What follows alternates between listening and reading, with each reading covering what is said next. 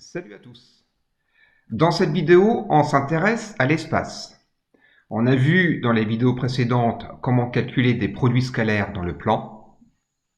Maintenant, on va voir comment calculer des produits scalaires dans l'espace. Alors, c'est pas bien compliqué. En fait, tout ce qu'on a vu dans le plan s'applique également dans l'espace. Je vais prendre deux exemples. Le premier exemple, je veux calculer le produit scalaire AB scalaire EG. La figure ici est un cube. Alors, les vecteurs ici ne partent pas du même point, mais comme je suis dans un cube, le vecteur EG est aussi égal au vecteur AC. Donc, en fait, le vecteur EG, je vais plutôt le remettre ici. Et je peux dire tout de suite que le produit scalaire AB scalaire EG, ça va être AB scalaire AC. Et là, les vecteurs sont dans le même plan. Eh ben, ça va être facile. Je fais un petit croquis et je vais dessiner la face du dessous. La face du dessous, c'est un carré. Voilà, A, B, C, D. Je peux redessiner les vecteurs A, B, A, C. Et là, je vais appliquer les formules qu'on avait vues précédemment dans le plan. Alors par exemple, ici, je peux dire le produit scalaire AB scalaire AC, eh ben, c'est la longueur AB fois la longueur AC fois le cosinus de l'angle AB AC. Voilà.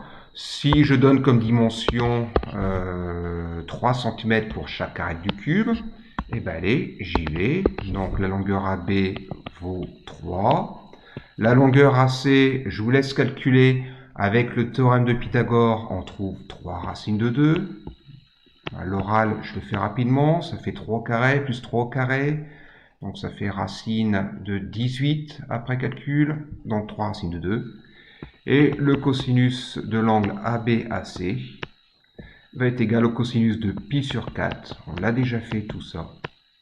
Voilà, puisque j'ai une diagonale du carré.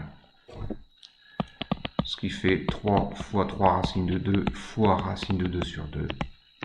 Résultat final, ça fait 9 demi. Fois 2, donc 9. Voilà. Donc, en gros, quand on peut, eh ben, on se met dans un plan et on applique les mêmes techniques que si on travaillait dans un plan. Je vous propose un autre exemple. J'efface ces vecteurs.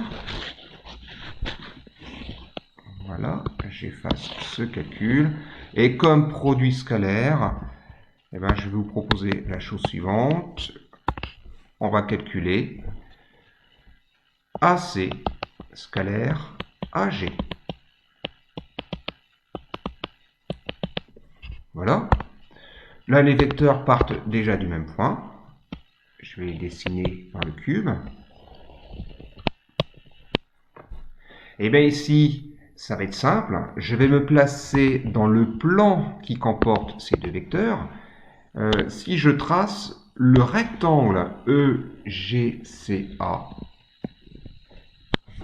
voilà. Et pour expliquer, je peux refaire cette figure. Et bien, les vecteurs AC et AG sont comme ceci. AC est ici. AG est ici. Et bien, je peux calculer leur produit scalaire. Je vais mettre les dimensions que je connais.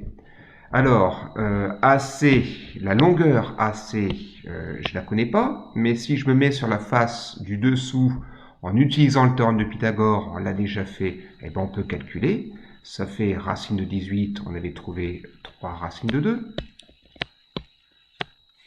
La longueur GC, c'est 3. Voilà. Et pour calculer ce produit scalaire, je vais prendre la deuxième méthode, celle qui consiste à projeter orthogonalement un point. Je vais me mettre par exemple sur la droite AC. Je vais projeter G orthogonalement sur AC. Et l'avantage, c'est que comme je suis dans un rectangle ici, j'ai déjà un angle droit. Et le projeté orthogonal de G sur C, de G sur AC, pardon, va être le point C.